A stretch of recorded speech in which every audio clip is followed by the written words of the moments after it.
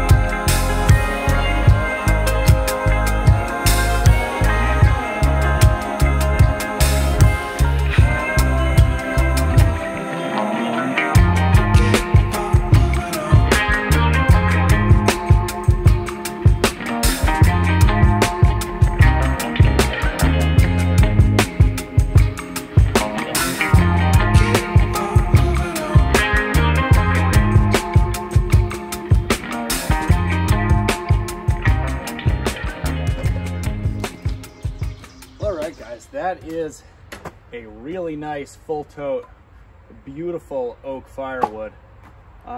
We got through that. It took me just exactly an hour. I did stop for about probably 10 minutes and was talking to Shane. Had to get him some money because he is all done.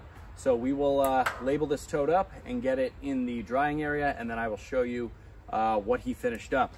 Now, I had a question the other day, I guess a gentleman who's been watching the channel for a while, and said, I saw you used to label your totes. Do you still put the date on them and stuff? And yeah, as you can see, I do. I label them with the species. So this one says oak 523 because it's May of 2023. So that just helps me know, you know, when it was done. That way I can have a rough estimate idea of when it will be done seasoning. If I know when it was split, you know, I can just figure it out based on that. So it also helps too, because, you know, when you're quickly just running down the row of all the totes, it all looks like firewood, especially after it's all been baking in the sun and stuff and dried out, it loses its color. So just putting the species also, you know, helps, because obviously oak takes longer than, let's say, you know, ready to burn ash. So yeah, the inner-equipped conveyor worked great. RuggedMade splitter, I don't know. It's I think the heat is already starting to get to it. I mean, the auto cycle valve was malfunctioning there almost from the beginning. And I don't know if that's attributed to heat or what have you, but it just won't, like, it'll work perfectly fine. And then for like 3 cycles in a row, it just won't kick off either on the, you know, outward stroke or the return stroke, and those valves get stuck. I have checked it, you know, hooked up a gauge to it. All the pressures are set within, you know, Prince auto cycle, you know, stipulations. So I'm not really sure what's going on with that, but we'll just have to deal with it as the temperatures continue to increase as we get into summer. So enough chatting, let me get this thing put away.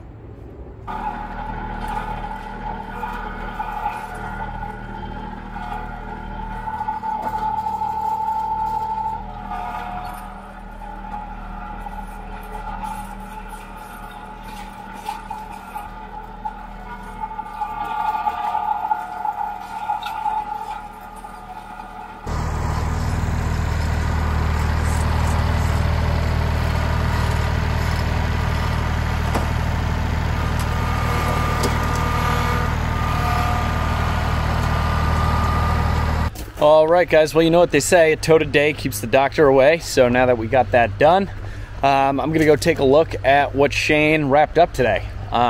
So I just counted up all the totes, and I have 73 full totes of firewood, like, to sell.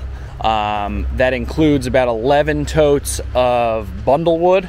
So, you know, do that, consider that what you will. That's about 24 full cords of wood ready to go, which is absolutely 100% the most wood that I've had ready to go. That, well, not ready to go. Ready to go as in it still needs to season, but it's seasoning. My issue was I've never really been able to build up much of an inventory because I would always bring back ash, and I would have a bunch of ash totes filled up, and then they would sell in the beginning of the fall, and then I was always playing catch up throughout the rest of the winter, just bringing ash home, splitting it, letting it sit for like a couple weeks, a month, because a lot of it was standing dead, like ready to go stuff, and I would sell it, and I would just basically be in a continuous cycle of that. A lot of this wood here needs to season, which is almost good in a way, because I'm able to build up that inventory. You know, it's not going to be ready immediately. I can't just go out and sell it right now. However, I do have a plan for, you know, people that need firewood right now. Obviously, being that it's May, we're going into the summer season.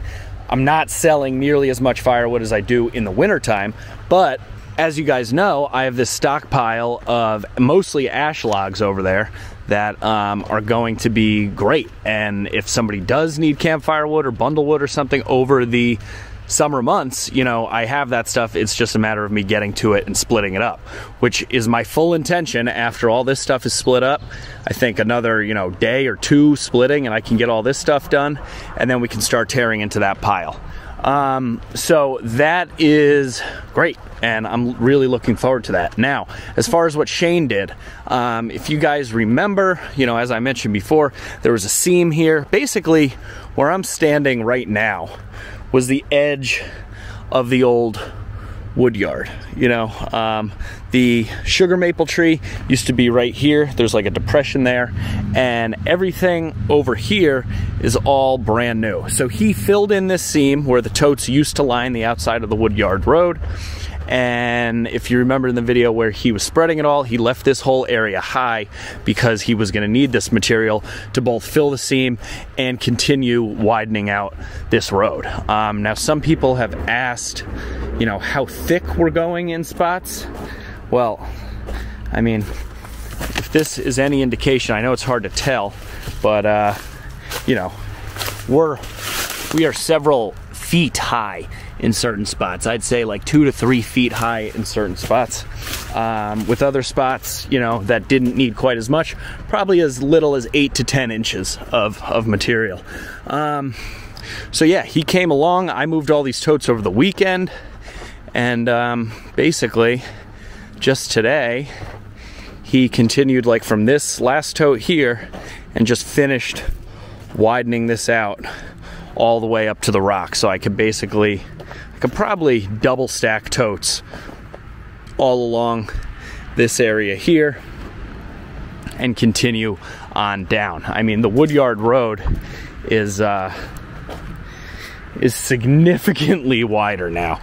Even in the area where I double stacked the totes, you know, I still have